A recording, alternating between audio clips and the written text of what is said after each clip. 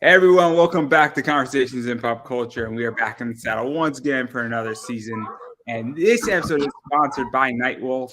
Born into the outcast breed of werewolves known as the Monakai, 18-year-old Rodney Marcelli is reluctantly pulled into an ancient war between good and evil during a modern time.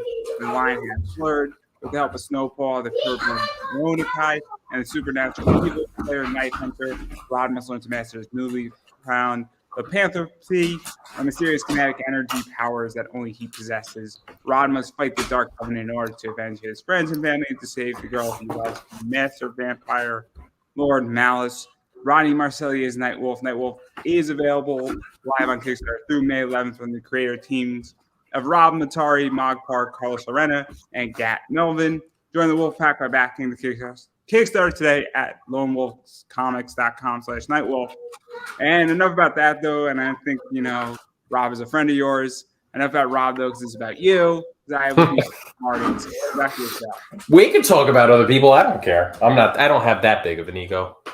Hi. No, but welcome back to the show. And you currently have a Kickstarter that actually just launched. I think you're 40% funded as we sit right now. And it's Sex Night. It's a fun book, but what is the basic premise of Sex Night for those who are hearing about it everybody's pretty much going to be hearing about it for the first time who's watching. So what's the basic premise? I mean, I don't think I put out a book that's had a simpler premise than this. It's basically a married couple tries and fails at having sex because they're married and they've been doing it for a long time and they suck at it. It's pretty much that's the only thing that, like, the more you go on with somebody, the worse off it gets, because you just you become numb to I guess having sex with the same person over and over again. So that's kind of what the book is about. Yeah, let's actually talk about this because it's interesting. Because I thought it was funny when you pitched me the idea, and then I did a little research, and obviously things happen when you get married.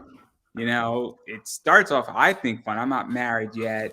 I'm still single, but I would imagine that it's somewhat fun. And then when you have kids and work gets involved and other things happen, being, married and just being intimate becomes complicated. And so how did this all even come about? Because it seems simple, but I haven't seen a book like this in a while. How did this come about? Well, trying to be intimate with my own wife.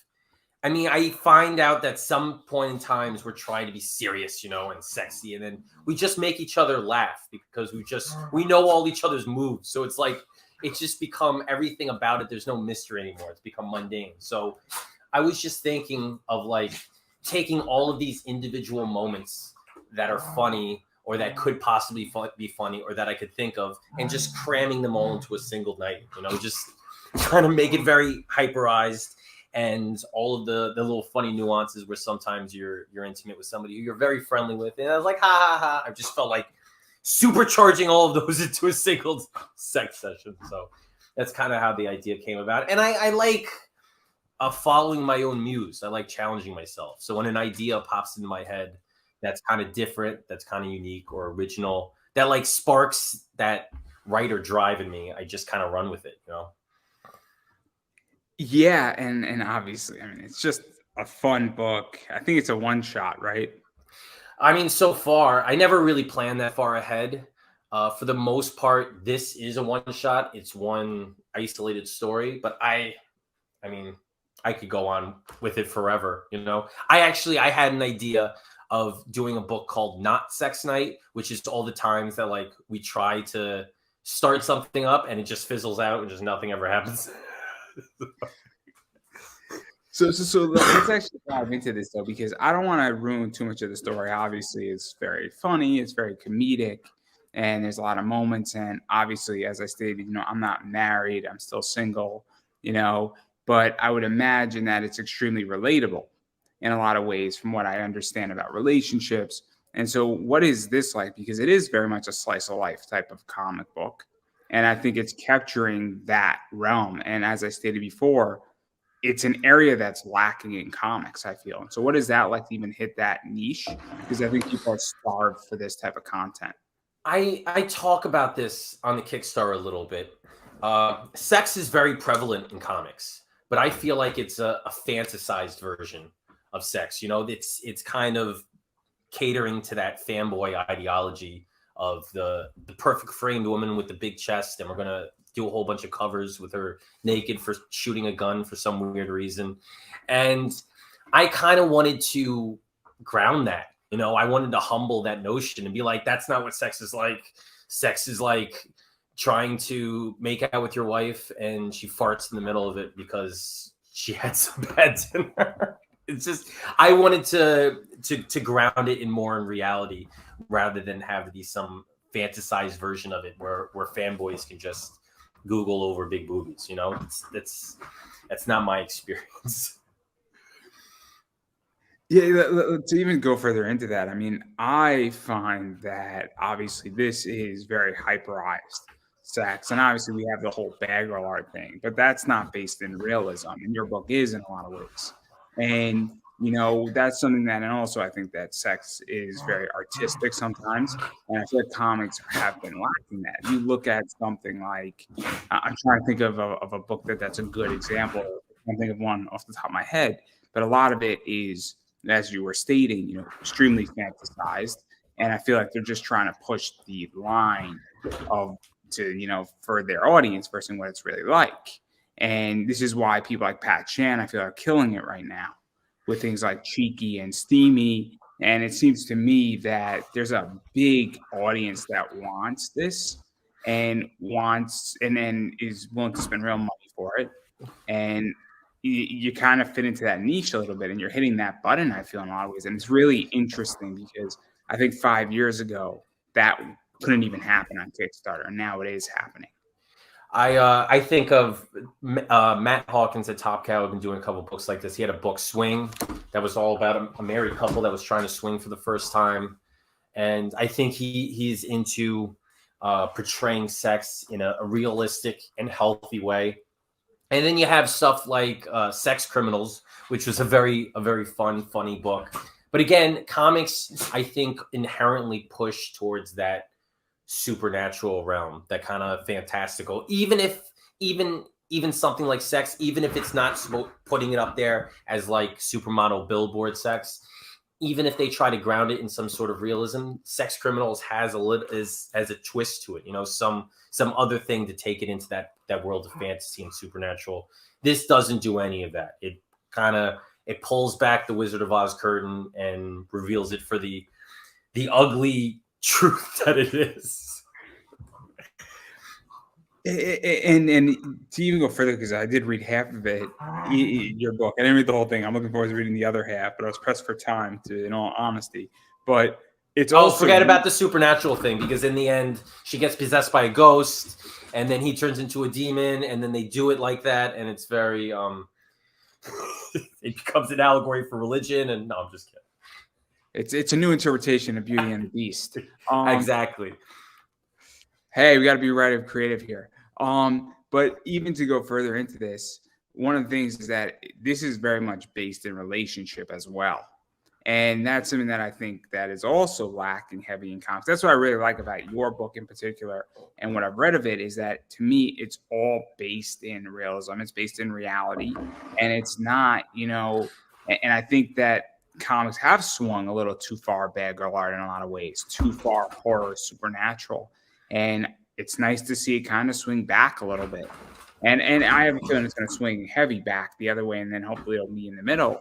But what is that like? Because, as I stated, it's kind of a slice of life in a certain way, and it's capturing a very particular short night, per se, but it's focusing on that. And that's something that I feel comics sometimes miss.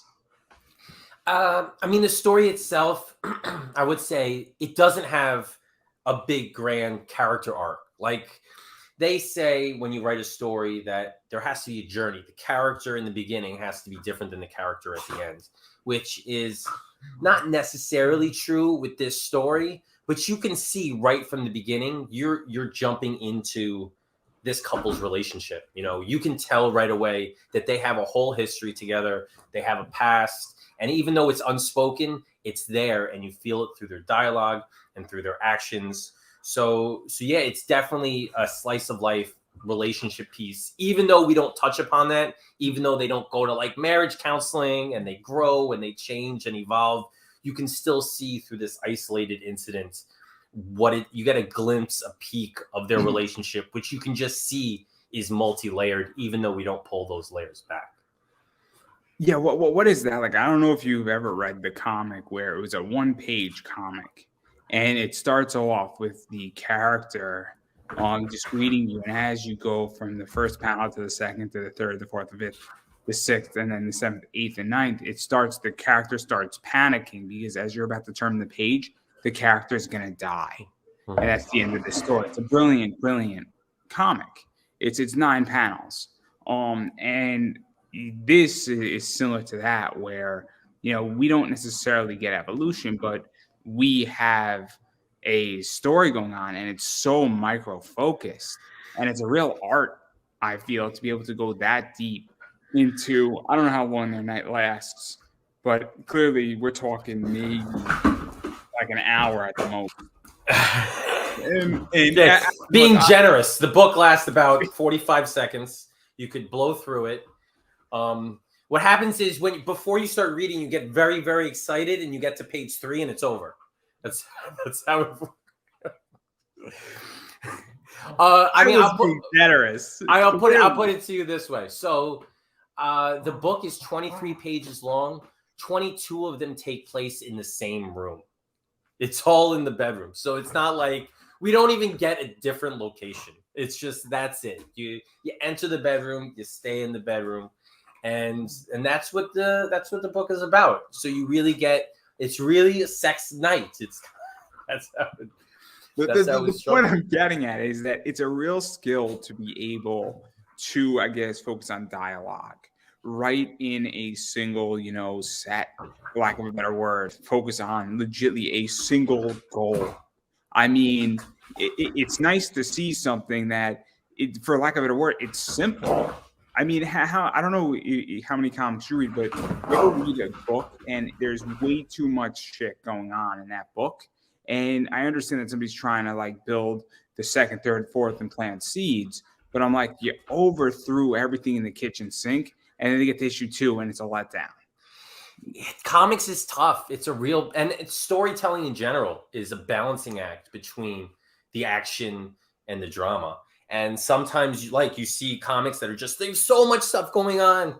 They do that a lot with like Marvel and DC big universe event books, where it's just so many characters and they're all doing different things, and you're like, I'm lost. I don't know where I'm going. And then you got books that are on the other end where it's just people talking for like 10 pages straight, and it's just a huge conversation. So in a book like this that takes place in a single room, has 2 characters, I had to be very careful as to actually make things happen while also keeping the dialogue going at the same time. It has to happen continuously. And a lot of the dialogue, not all of it, but a lot of it was lifted from interactions that I had with my wife. I was like, and while I'm scripting the book or coming up with ideas for it, we would be in bed and I would just be like, hold on. I got to write this down. This is perfect. She's like, what are you doing right now? Hi. So it's like when inspiration strikes, you just I try to make it as real as possible. And this was inspired by my own kind of experience being married and trying to carve time away from the kids. So I didn't overthink it.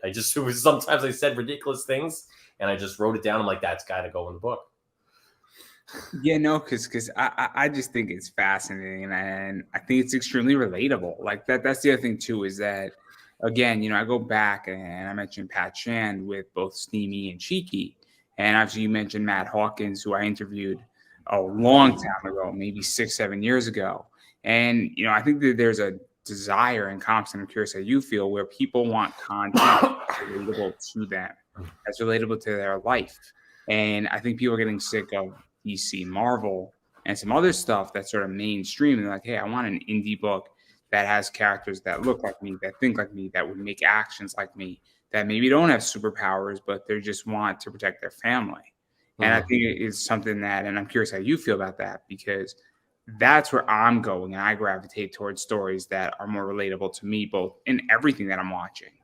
And I'm curious how you feel about that, because I feel there's been a big shift. I I'm not opposed to seeing characters fly around and have superpowers. I think people have gotten very plot driven, especially in today's world where CGI is so easy to make a movie that's like a big spectacle. People want to see big set pieces and big action. And it's true that that's supposed to be secondary to the characters. And those characters need to be relatable. It doesn't matter if they're an average Joe going to work every day or somebody that's superhero and saving the planet. They need to be relatable. And I'll bring up a show that I'm very impressed with is Superman and Lois. I don't know if you've seen it on the CW. I haven't seen it yet. In 3 seasons, I've been very impressed with the way it's grounded Superman. I mean, I like Superman because he's Superman, but I've never been a tremendous fan of him. But in this show, they make him as a father of teenagers.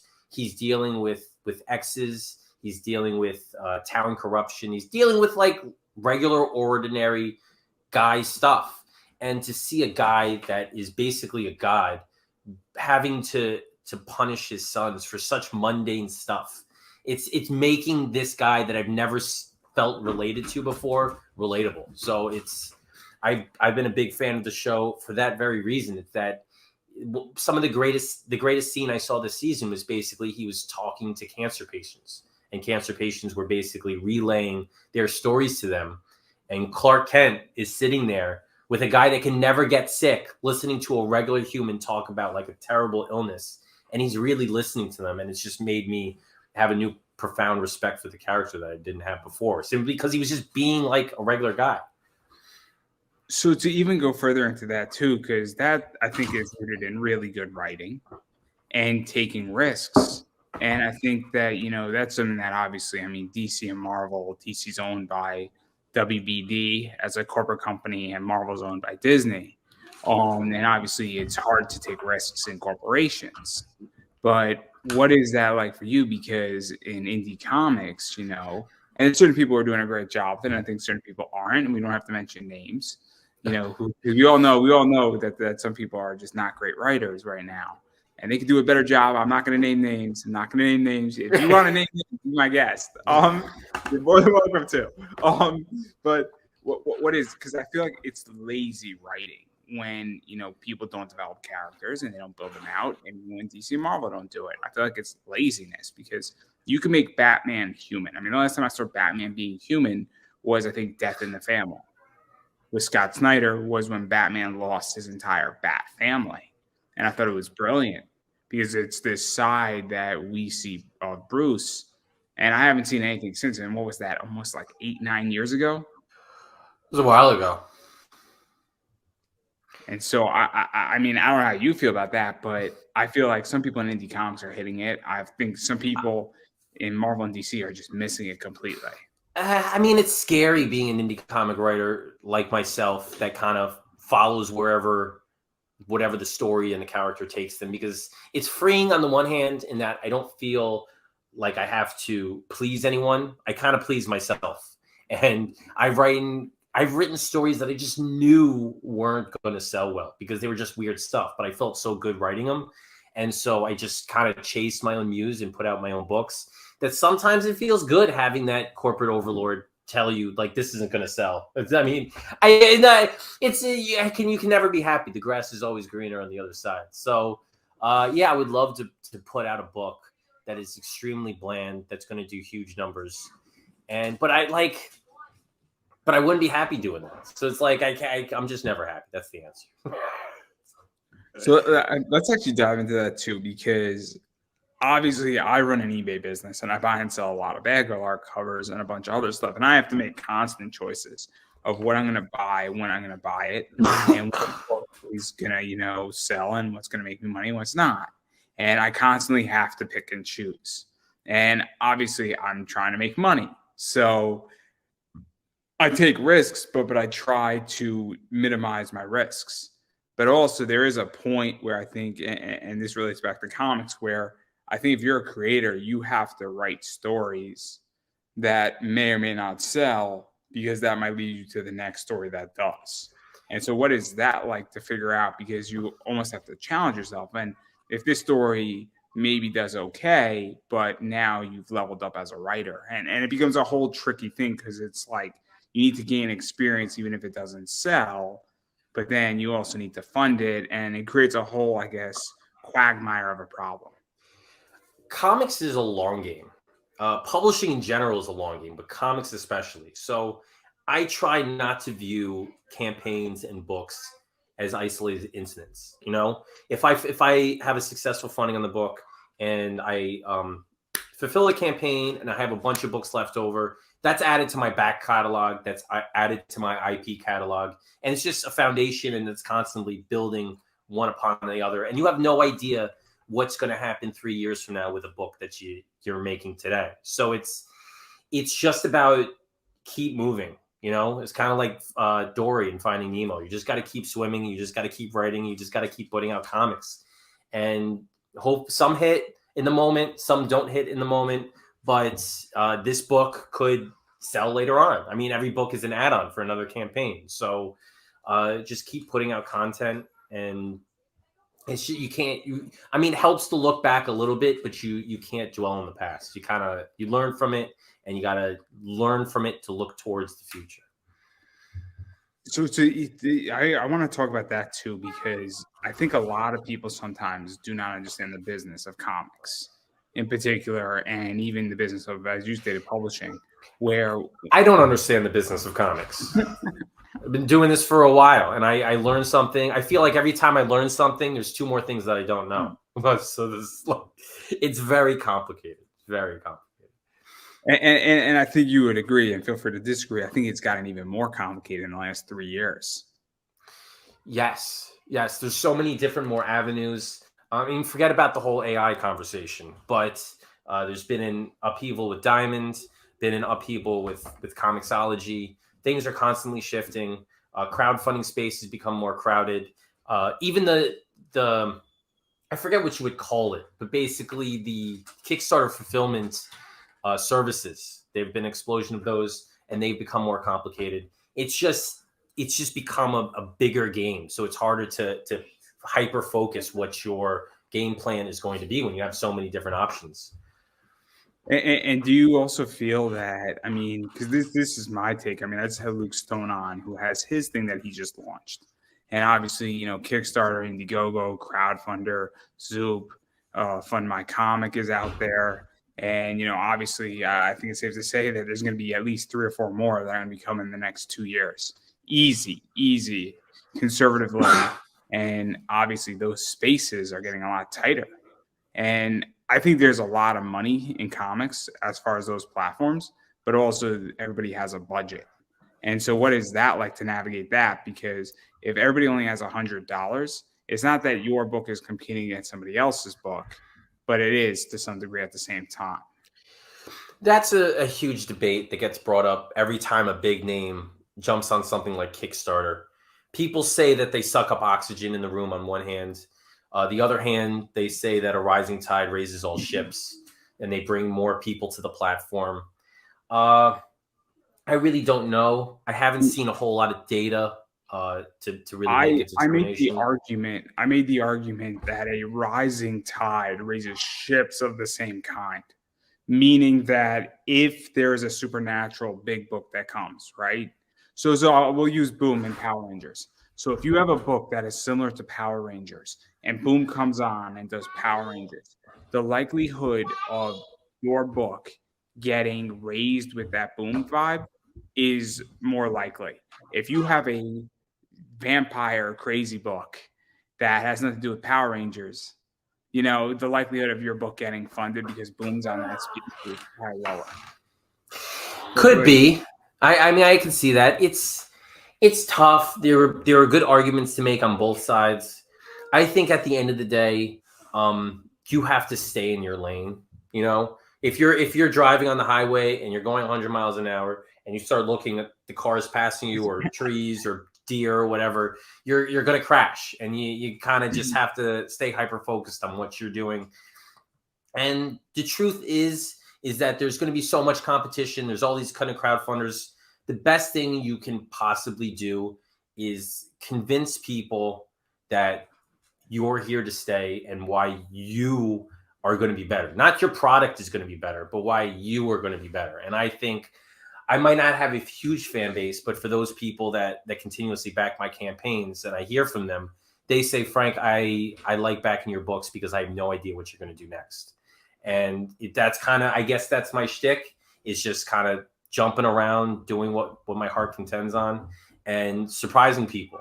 So I think if you build a rapport with your fan base, all that other stuff, it's just noise. Just hyper focus with what you're putting out, the people that are reading your stuff, and cross your fingers and hope for the best. This is interesting that you bring this up, because this is something that, I ran a Kickstarter for this show, and people backed it for two reasons. And I asked, people backed it because they like me and they believe in what I'm doing and they want to see it continue, because it is in a lot of ways a service, interviews, and it helps a lot of people. And conversely, people also needed interviews, and people struggle to get interviews, and they're like, well, you're not charging that much, and this is going to guarantee me 4 interviews for the year.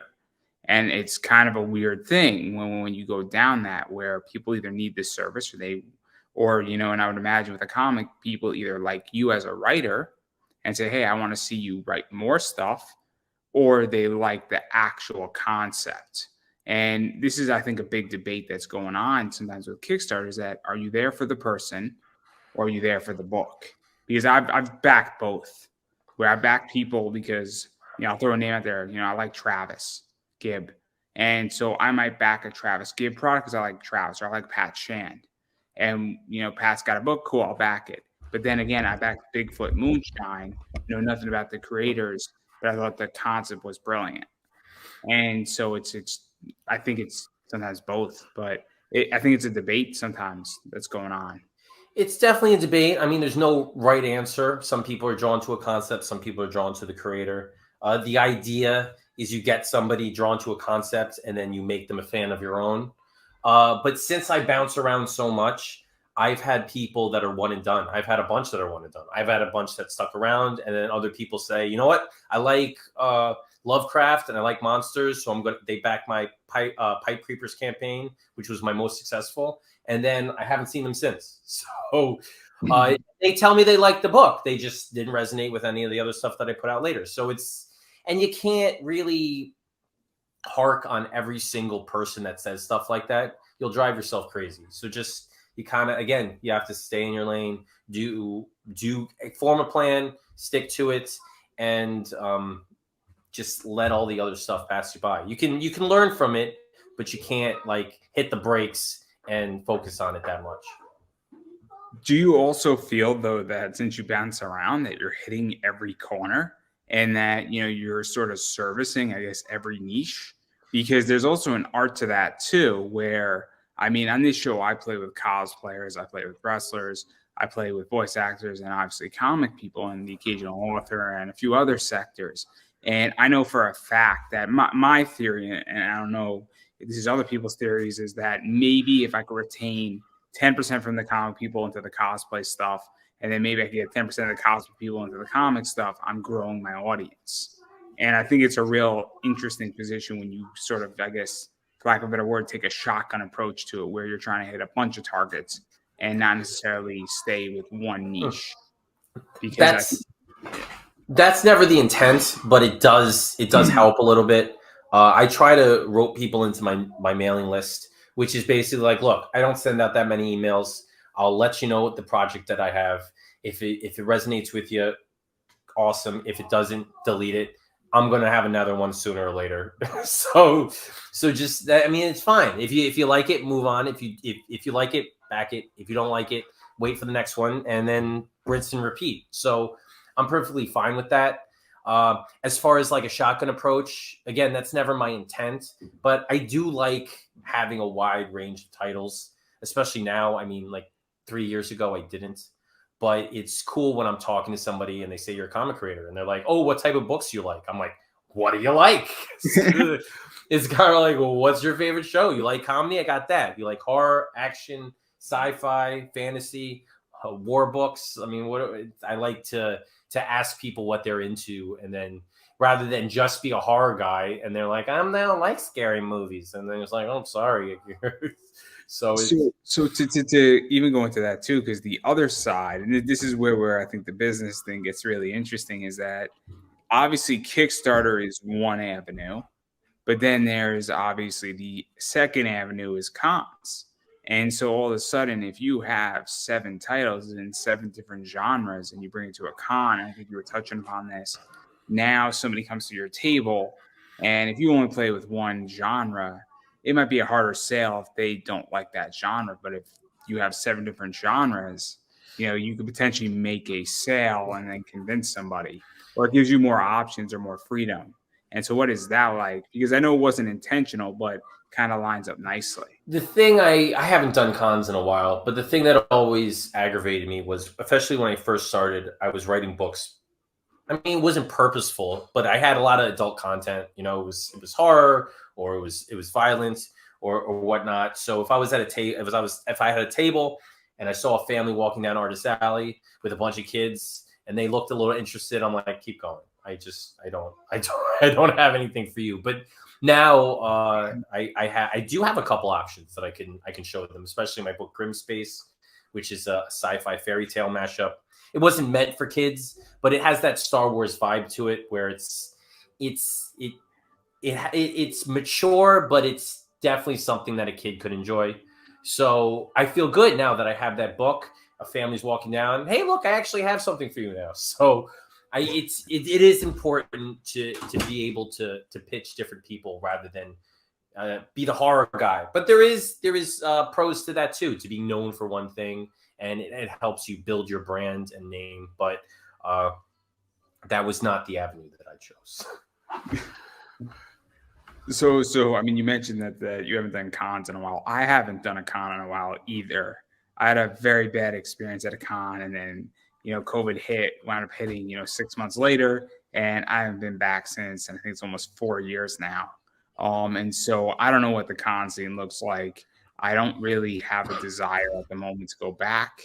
And I also don't sell at cons. So, for me, it doesn't work. But what is that like for you? Because obviously that has changed dramatically too, in certain ways. So I struggle doing cons. I have 3 kids. My wife works. It's just hard getting away. 2020 was going to be my year for cons. I signed up for like 5. I did one in January, and then that was it. So, and I had cons too that stole my money and never gave it back for that year. So that which really sucks, because it was COVID and people, it was just a tough thing. It wasn't that expensive of a table, but cons are hit and miss. I think it's a good way to connect with people. It's just, they're just tough to do. Especially, I love it if there's your publisher has a table and you could show up and you don't have to worry about being handicapped to that table. When I have my own table in Artist Alley, it's kind of like, I need somebody to watch my booth so I can go get something to eat. So it gets a little annoying after a while. I'll get back into it eventually, but it's just tough. It's just tough when you're part of a family and have other obligations and stuff. So let me ask you this, and I don't know if you know this, but I also feel there's other options now to sell your book, between obviously Facebook Live, your own website, Kickstarters, whatnot, potentially retail packaging. And I mean, I hate to say this, but I'm kind of lazy, right? If somebody can sell my book for me, I would much rather that than me having to go to a con in particular, because I just want somebody else to sort of take more risks. I like to use other people's money to make me money. I'm 100% lazy. I don't like. I have a little bit of creator ADD where I'm like, okay, I made the book, I run a Kickstarter, I fulfilled the Kickstarter. Now on to the next book, and I forget that I have this whole stockpile that I got from the Kickstarter. I don't know what to do with.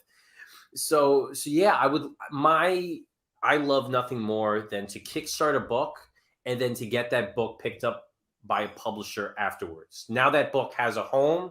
I did my thing with Kickstarter. I recouped my costs. I made a little extra. I got my own stockpile, and now it's with a publisher that feels it's their responsibility to sell it to the direct market. I help with them where I can, but for the most part, that's it. I did my part. Now it's with them, and they can push it out there. And I've done that with a couple books, and I would love to do that with a couple more.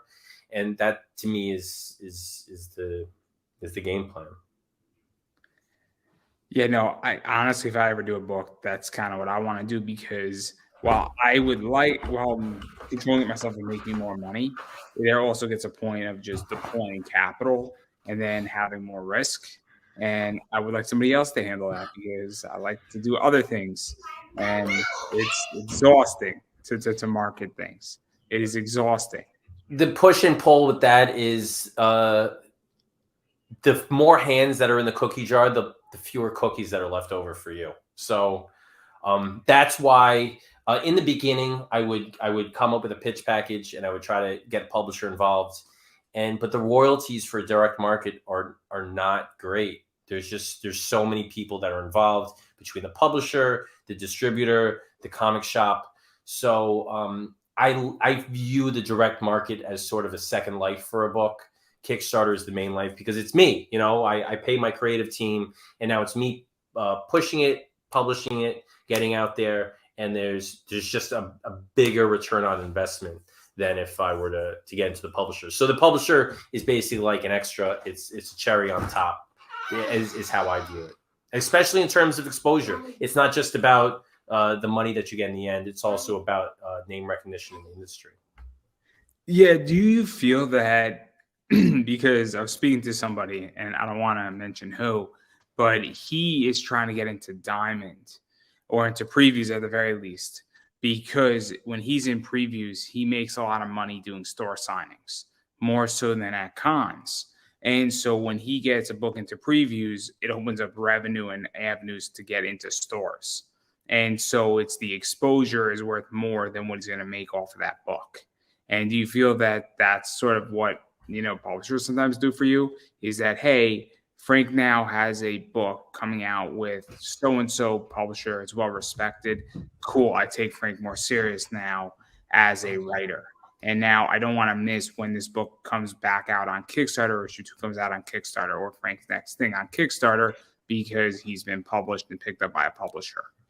A little bit, which kind of sucks, if people feel like, if I hate to rectify you. I'm sorry. No. I mean, it is true, and it's not limited to comics too. It's limited to the same thing with prose and traditional publishing and novels. People have a little stigma for self-publishing. People that want to put their own books out there, and they don't understand how hard it is to get a book with a publisher. It doesn't matter how good the book is. There's so many other factors that are involved with a publisher picking it up, and between timing, what their release slate is, what their demographics they're trying to hit are, it's just there's just so much going on.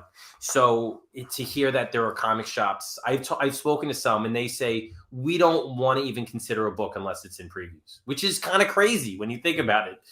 But yeah, they're like, we need to have books with a barcode, or they need to be in previews. They need specific things to kind of justify the book's existence. Otherwise, it's just not worth their time, which is just not true. There's plenty of people out there that are busting their ass by themselves. They put out really quality stuff, but since they don't have that publishing logo on the book, it's kind of validates it to say that, hey, this is worthwhile, even though when it doesn't really matter. I mean, if you have enough money, you can form your own publisher and put it in previews and get the same kind of recognition as if it was with a big independent label. So I wish that wasn't the case, but there's some things that you just can't change.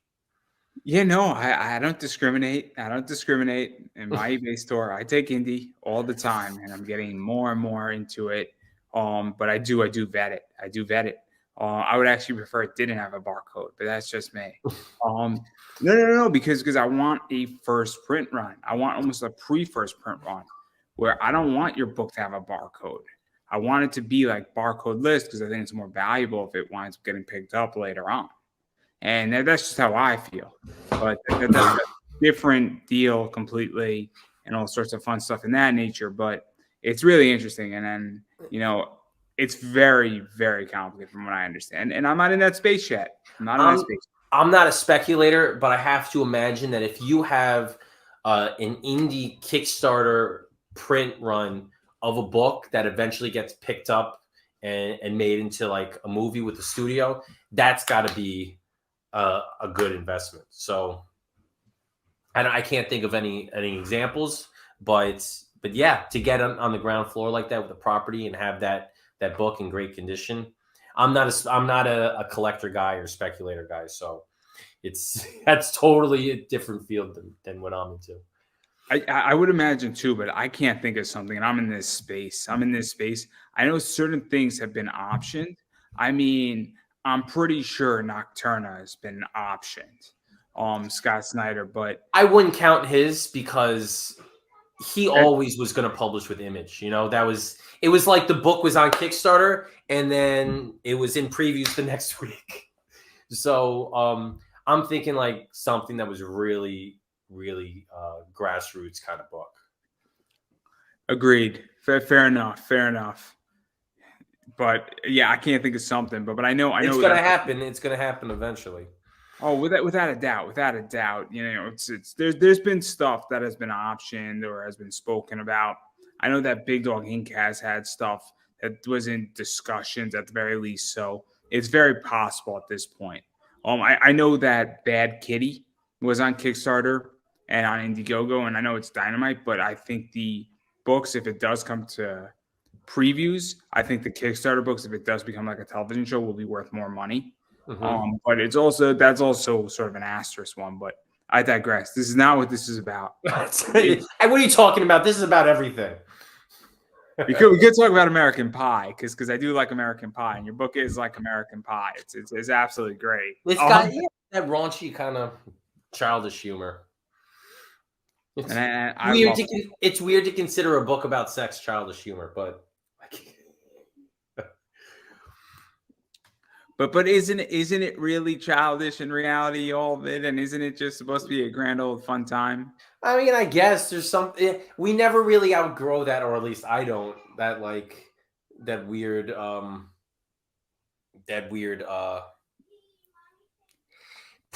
private's crude humor. Ha! He said penis. It's still funny. It's still funny.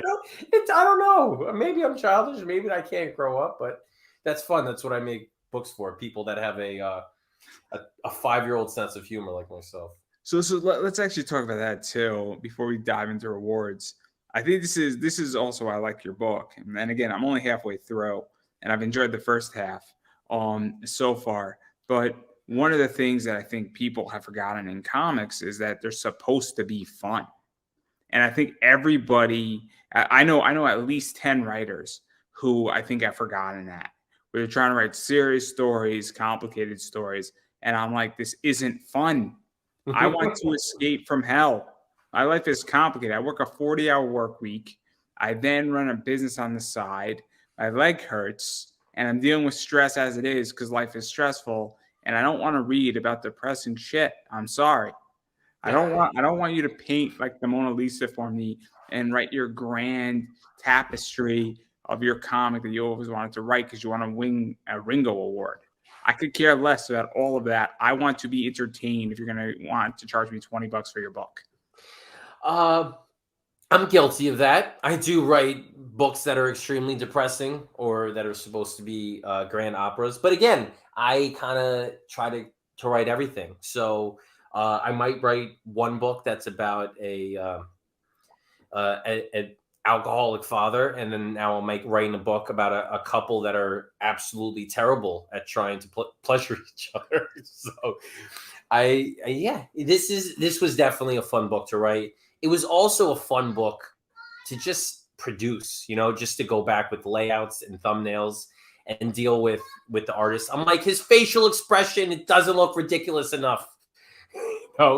She's like, She's like, no, when he's inside her, they have to meet eyeline. So I'm just, it was just, there were so many times where I'm just looking at pages.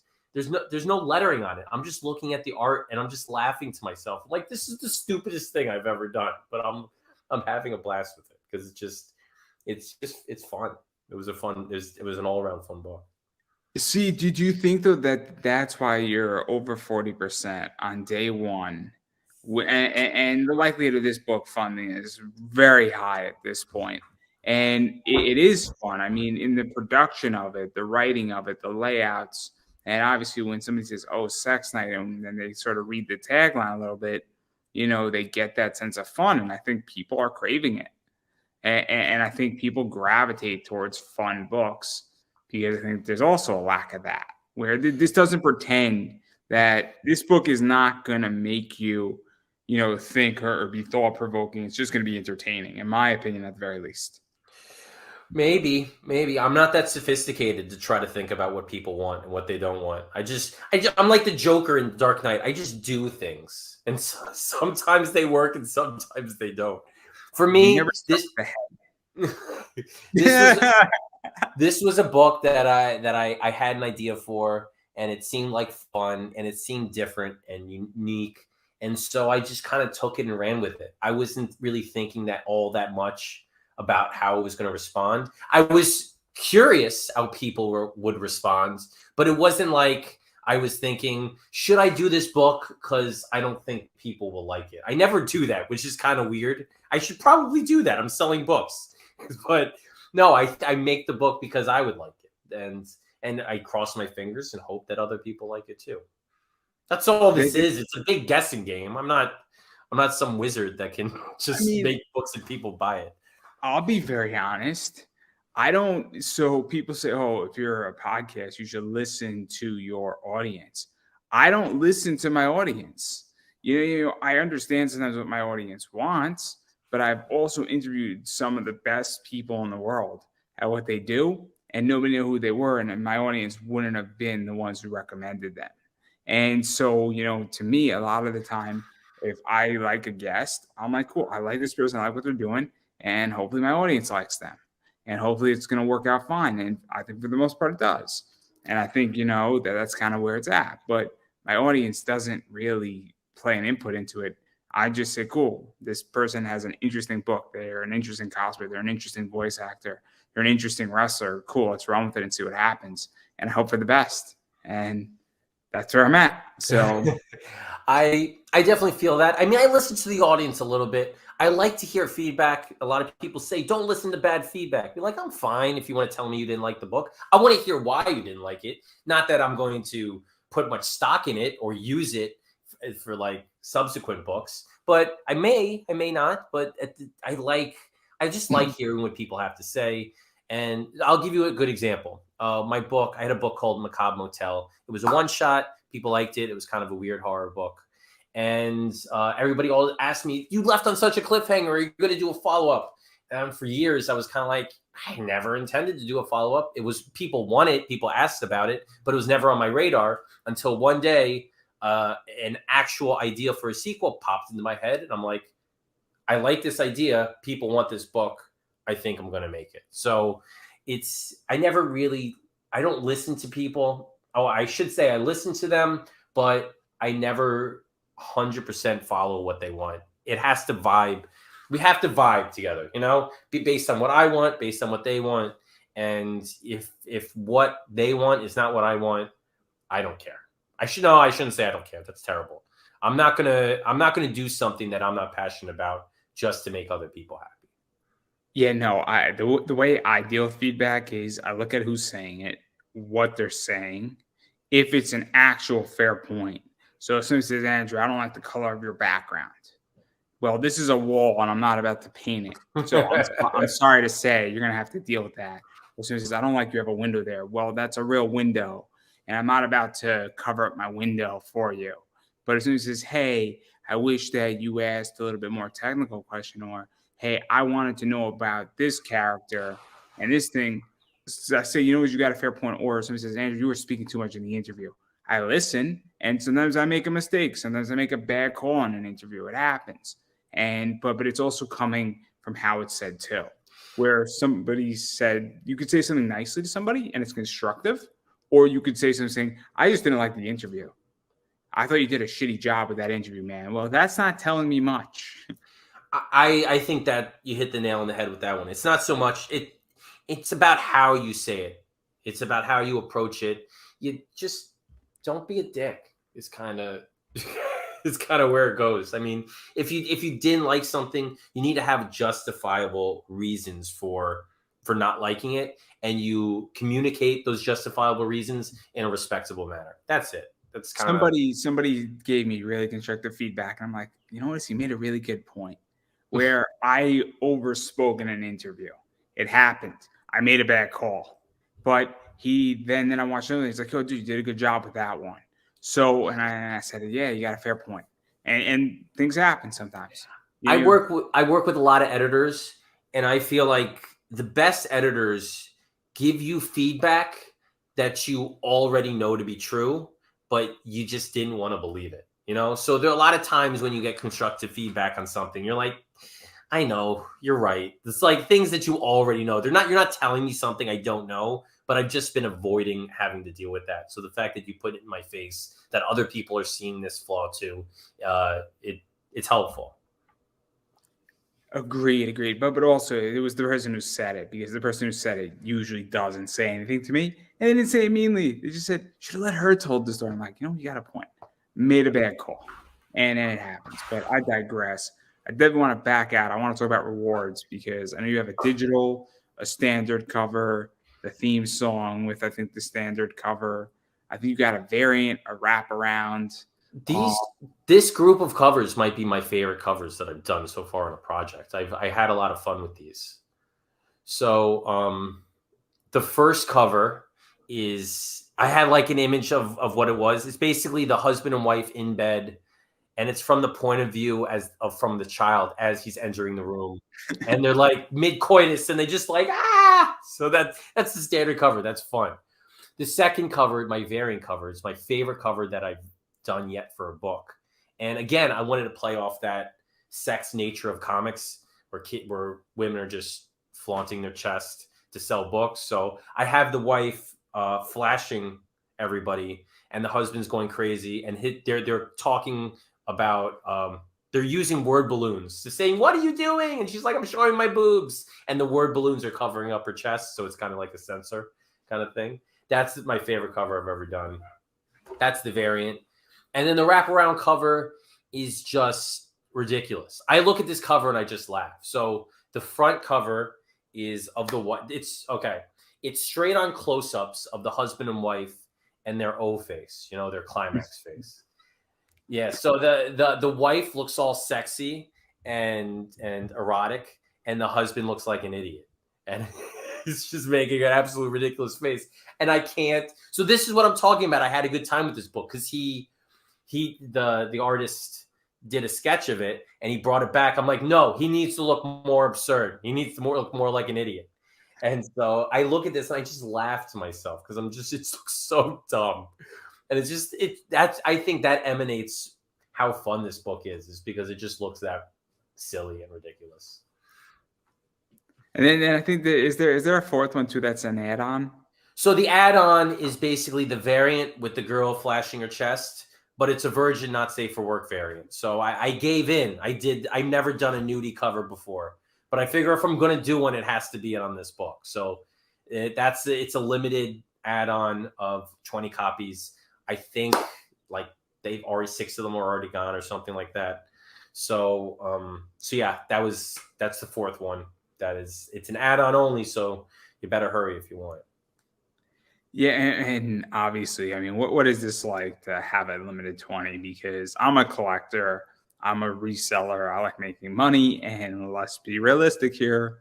Anything that is limited to 50 or less on certain books will sell out, and it's desirable. And once it sells out, I mean, secondary market is nice, and it's good. It's good when a book fetches money outside of Kickstarter and fetches more because it adds validity to it. I wanted to limit it for a couple reasons. That's number one. is that when it's limited, it becomes more valuable. But also, that's not what this book is about. You know, I go out of my way to make sure that this book does not have nudity within the book itself. So I didn't want this book to be about the nude cover of this girl flashing everybody. I wanted it to be about the comedy and about the relationships. So I wanted to keep that aspect of the campaign contained, if that makes any sense. Yeah, no, it makes sense because I mean, look, I'm a Zenoscope guy, and I love Bad Girl art, and I appreciate those covers. But I also, when I get a cover A, I expect the cover A to be what's on cover A is what's in the book. Yeah, and I expect that style. Not it doesn't have to be perfectly that style, but that's what I expect. And it drives me mad when you sell me a cover and then I get something else that's different in the book. It's kind of a weird thing for me, and it's a pet peeve of mine. I agree with you. I definitely agree with you. So, yeah, this is not a booby book. Do not expect boobies. You will be disappointed. Even though it's a book called Sex Night, there are no boobs. I know that might seem weird, but married sex is weird. What can I say?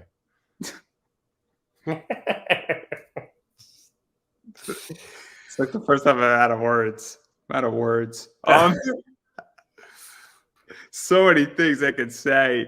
So many of them are inappropriate. But I'm gonna just move on. You have a short story commission. You have a digital art commission. You have a combination of both.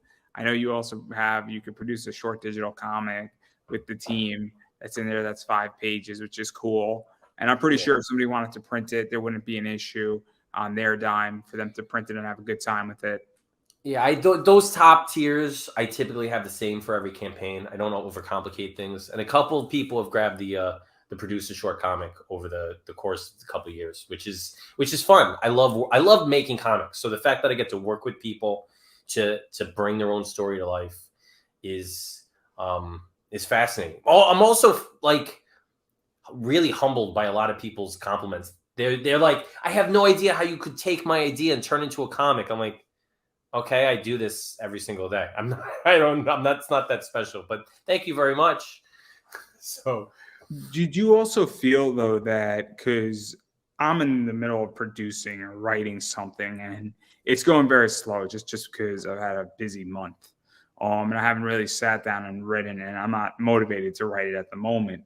But it is hard to write and produce stories, and some people are good at it. And some people say, "Look, I want to do this, but I don't know where to start." And maybe they need a little bit of a starter, and they want somebody to sort of help hold their hand a little bit to do something like this.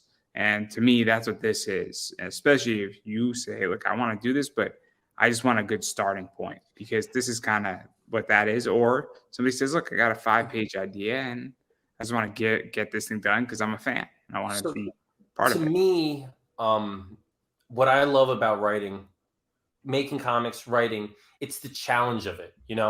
The working with someone who says, I'm a terrible writer. I have this idea. It's very rough. I want you to turn this into a comic. It's a puzzle. It's a problem that I have to solve. And I love that challenge of solving that puzzle and making the person happy with the way I solve the puzzle. It's just enjoyable for me. So I love tinkering with characters and plots and coming up with some sort of functioning story and script and then artwork, and then showing and saying, look, that idea you had that you had no idea what to do, this is what we made with it. Do you like it? And so far, people have always been blown away with the results, which it's a fun process and it's a fun to see their reaction at the end. So it doesn't get better than that. No, I think it's smart. I think it's smart, and I think more people should do it. I really do. But and I mean, a lot of times people look at the price tag, and I'm like, look, if you try to do this on your own, that's how much it's going to cost anyway. It's just the name of the game. You can't hire an artist for cheap. It just doesn't. It's not going to work. You can probably find somebody if you look long enough, but it's not going to be an enjoyable experience. Trust me. You want a professional, somebody that you're paying to do this, and it's going to do the best job possible and in a timely manner. It's tricky. I am nowhere near there. I am nowhere near that. at that stage, so I'm not even gonna worry about that on my end as far as that, and I will cross that bridge when I get there on everything that I am doing. But I digress right there. Obviously, I do want to back out of your rewards. I'm sure there are other add-ons too. I'm pretty sure you can get your back catalog, what you have left, and I'm sure that I try not to put every book I have on every single campaign. So there are some that are available. How dare you? Well, I don't do that because I don't want to just be like, everything is available every single time. I got to hold a little back. And this one's tricky because I try to, if I have a horror book, I try to put horror books up there, a sci-fi book. I don't really have any other sex comedy books. So I had to work a little hard. How dare you, sir? How dare you? I'm going to have a whole sex comedy line now of nothing but just people failing at trying to get it on. Get it off. That's going to be the next book. I have your spin-off. It went right this time. And then I have the third installment. Oh no, we're having a baby. Oh no, that's the terrible one. Trying to have sex with a pregnant wife. That comic's going to write itself. That's going to be the name. That's going to be the title. Not trying to have a threesome. When is the threesome not a threesome? Oh boy, my sponsorship with Rob is going to come to an end. Good thing his thing is done on Thursday. Thank God. I could have messed up that Kickstarter with any of my sponsorships because he was doing plenty fine without my help. But I will take all the credit for anything that was beyond. No, he was doing great. Very thankful for my sponsorship with him. But anyway, I digress. Yes, it'll write itself. I could write that book. Easy. And I'm a bad writer, so even better. But I do want to back out of all this, and I do want to ask you where the industry is going, because obviously you've done a lot of stuff. You've written in pretty much every genre at this point. You've played around a lot in Kickstarter, and I feel the industry is complicated right now. And I buy and sell a lot of books, and I'm realizing how complicated it is. And I'm going through an expansion in my eBay comic book side, and I find it difficult. And I'm not a producer, so I'm curious how you feel about everything that's sort of going on. Because, and maybe I'm jaded. I don't know. Maybe it's easier, and maybe I hyper conflated the whole thing. But to me, it seems very tricky lately. I hate this question. I hate when people ask this question because every time I answer it, it's a terrible answer. I have no idea. That's fine. That's fine. I have no idea where the industry is. I've given answers in the past, and they've always turned out to be wrong. And I try not to focus on the bigger picture. So as somebody who buys and sells comics as my side hustle on eBay, and I'm obviously doing 5-figure numbers in my eBay store, I find that there's just a lot of good material out there, and there's a lot of good stuff both in the indie sector that does well sometimes, and also in the variant sector. And it's just tricky because I'm going through testing right now on what SKUs work, and it's stressful because some of it's working, and then some of it's not working, and then some of it's working within the SKU that I'm testing, but then half the SKU is not working.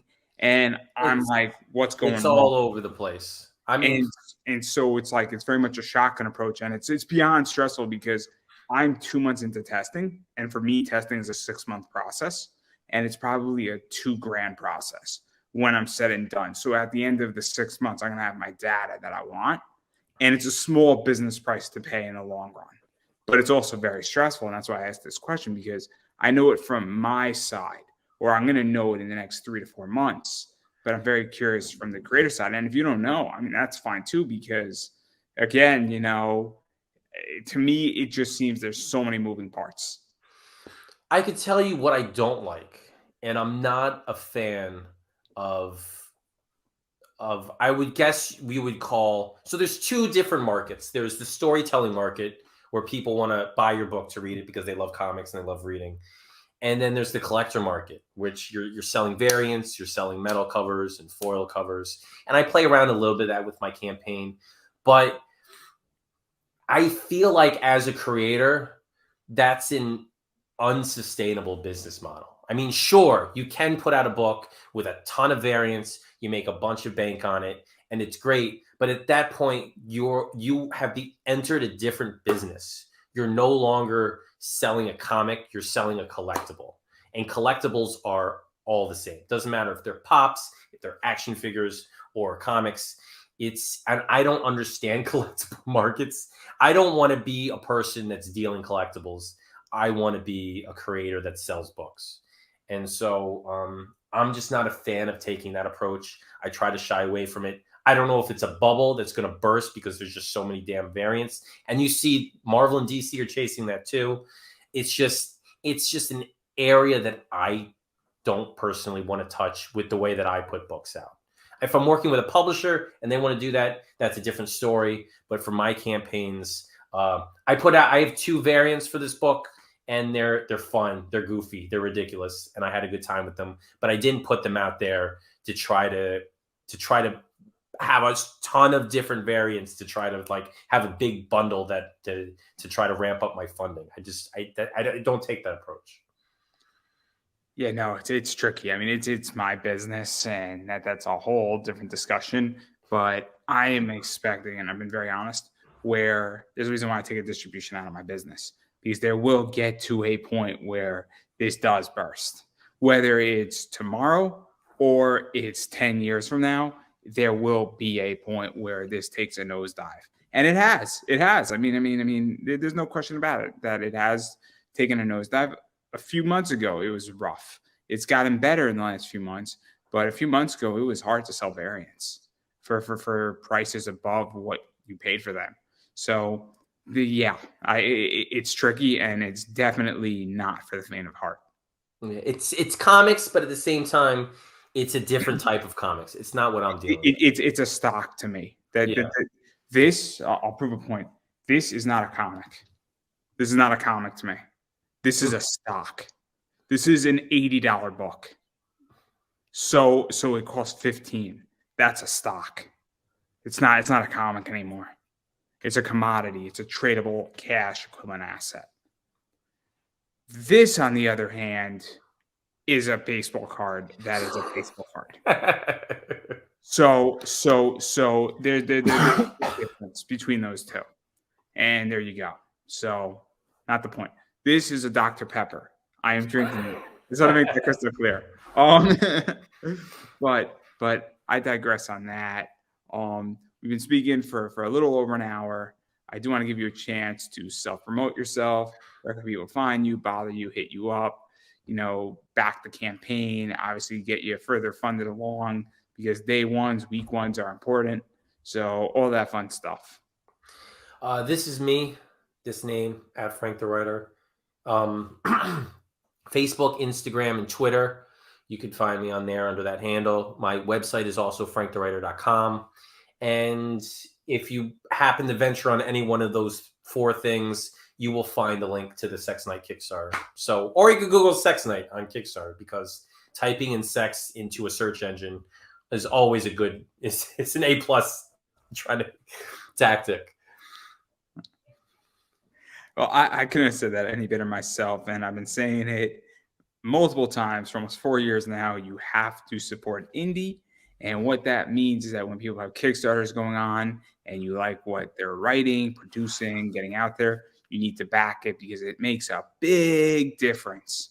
And obviously, as you back people's Kickstarters, the book gets funded and they produce the book, and they're going to produce more of that content or more content in general. And that's how you get stuff produced. And it's a very important thing to do. Furthermore, if you miss it and they're at a con, or they have a web store, or it's in a publisher, or however else you want to do it, or get it, or you reach out to them, buying their books also is very efficient as well. Or even if this is not your cup of tea and they have another book that you like, buying that book also helps to directly fund that book or indirectly fund this book as well. So that makes a huge difference, as well as following people on social media. As far as I'm concerned, I am Pop Anime Comics on Twitter, Instagram, Facebook, YouTube. Please subscribe to all of that. It's not that hard. All you have to do is type in Pop Anime Comics, and a bunch of stuff will pop up. I have almost 500 interviews now on YouTube. And so there's an interview for everybody on YouTube. So if you want to be entertained and entertained for ages, there you go. That's the thing. As well as I do have a variety of other stuff. I have Buy Me a Coffee if you like to support it in the media. I have my ad stuff that you can also, if you like to advertise on my show and all that fun stuff, and all that cool stuff. So if you're interested in all that, everybody, you can check that out. It's in the description up above, down below to the side, wherever else you want to check out all my links, as well as the link to the campaign is in the description as well. And on that note, I'm going to give you the final word. Have sex. That was terrible. Enjoy sex night. I hope you like it because I had a blast making it, and it's a very fun book. It's a unique book. It's a different book, and unless you are an abstinent priest, I think you will like it. I don't think I could have said that any better. And everybody, that is a